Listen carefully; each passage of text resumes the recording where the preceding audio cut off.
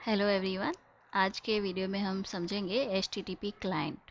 तो angular framework में एक कंपोनेंट होता है HTTP क्लाइंट, जिसको यूज़ किया जाता है बैकएंड से डेटा पुल करके UI पे दिखाने के लिए।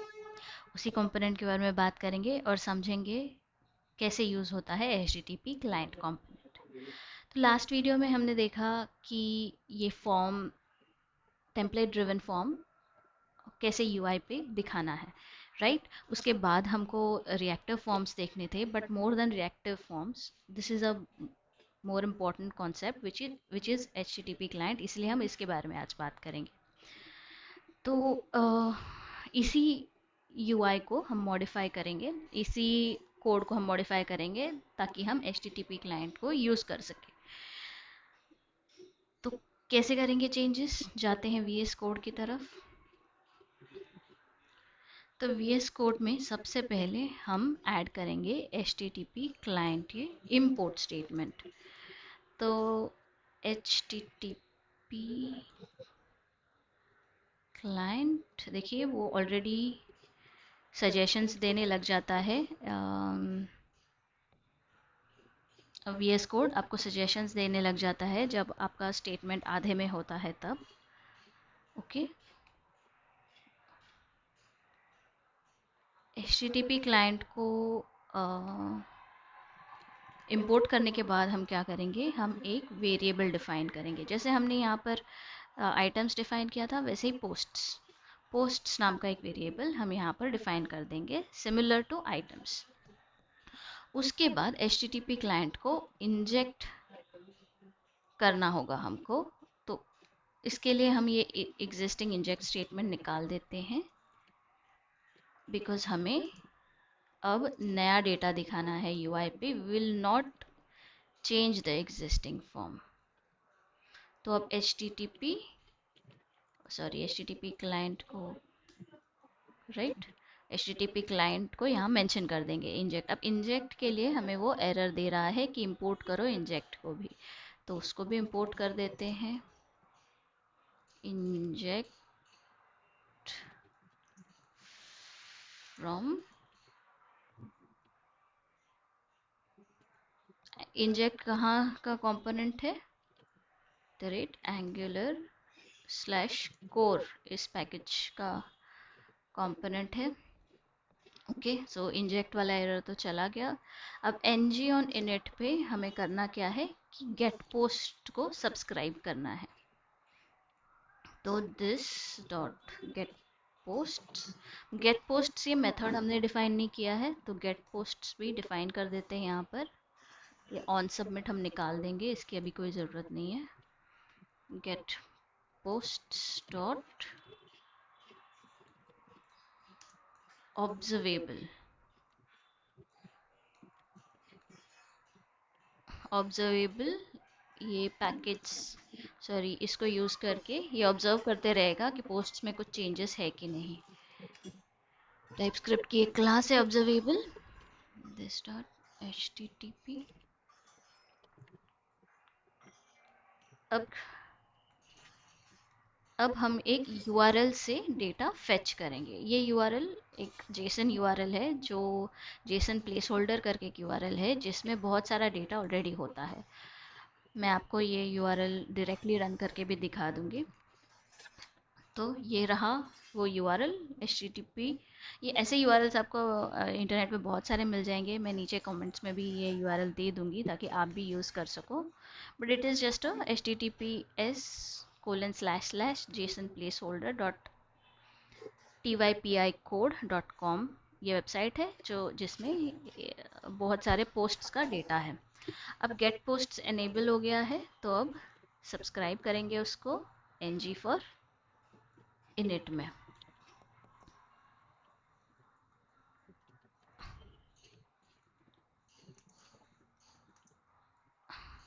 ये सारे, ये जो कॉन्सेप्ट्स है इक्वल टू और एरो का, ये जावास्क्रिप्ट के कॉन्सेप्ट्स है। आई एम अज्यूमिंग कि आपको ये कॉन्सेप्ट्स पता है। अब इसमें दिस डॉट पोस्ट की वैल्यू स्टोर कर देंगे, जो भी डेटा में वैल्यू आ रही है that will be in posts. Okay, अब ये हमने TS फाइल तो मॉडिफाई कर दी, बट अभी HTML फाइल भी मॉडिफाई करनी है। हमने पहले फॉर्म को यूज़ किया था, बट अब हम पोस्ट्स को डिस्प्ले करना चाहते हैं। तो मैं सबसे पहले इंपोर्ट करूँगी H1 यानी हेडर। हेडर में पोस्ट्स लिख दूँगी एंड देन लिस्ट को प्रिंट करना स्टार्ट कर दूँगी। उसके लिए UL से स्टार्ट करेंगे, फिर LI। अब LI के बाद NG फॉर यूज़ करेंगे हम। NG फॉर एक डायरेक्टिव है एंगुलर में जो आपको फॉर लूप लिखने में हेल्प करता है एंगुलर में। अब हमने लेट पोस्ट ऑफ पोस्ट्स यानी वो लूप करते वक्त पोस्ट में हर एक रिकॉर्ड को स्टोर करेगा।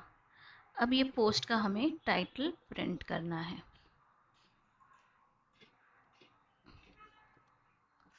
Post dot title. Okay, I think this is it. देखते हैं कमांड प्रॉम्प्ट में जाके क्या हमारा स्क्रीन चलने वाला है। Let's do ng serve।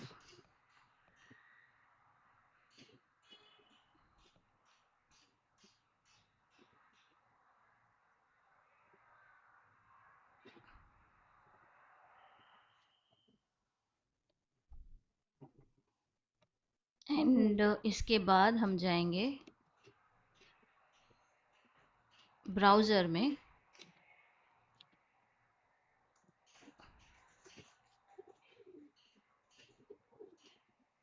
Okay, there is some error browser में जब हमारा एप्लीकेशन रन हो रहा है। देयर इज़ सम एरर, तो उसको फिक्स करने की कोशिश करते हैं। तो उसको फिक्स करने के लिए हम जाएंगे वापस से VS कोड में। मेरे को फ्रॉम माय एक्सपीरियंस जितना मैंने देखा है, एक HTTP क्लाइंट मॉड्यूल भी होता है जिसको हम इंपोर्ट करते हैं, तो उसको भी इंपोर्ट कर लेंगे जस्ट टू चेक उससे कि ये प्रॉब्लम सॉल्व होती है या नहीं। या देखो, ये मेरे को फ्रॉम कहाँ से करना है वो बता रहा है ऑलरेडी। ओके, और ये मॉड्यूल को यहाँ पर इंपोर्ट भी करना पड़ता है। ओके, देखते हैं इससे सॉल्व होती है कि नहीं हमारी problem. Let's go back to command prompt और यहाँ पर ng सर्व करेंगे। ng सर्व।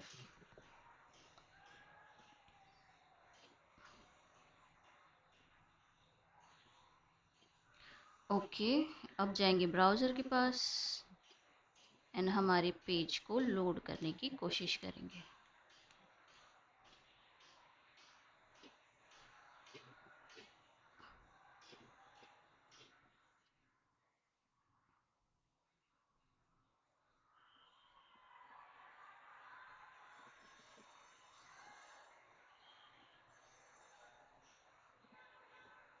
ओके, हमें हमारे पोस्ट्स दिख रहे हैं, पेज लोड हो गया है। आप देख सकते हैं पोस्ट्स में हर एक पोस्ट का टाइटल मेरे को एक लिस्ट फॉर्मेट में दिख रहा है। इतना सारा data I can already see on my UI। सो यही था HTTP क्लाइंट। इसने हमें एक बैकएंड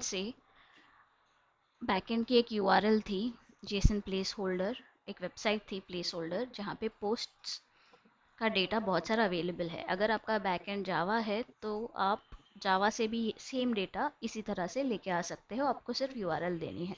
अब सिंस हमको टाइम का कंस्ट्रेंट था, हमने बैकएंड डेवलप नहीं किया, हमारे पास एक एग्जिस्टिंग URL थी, उसी को यूज़ करके बैकएंड से हम उस वेबसाइट से हम डेटा ले आए और UI पे हम दिखा रहे हैं।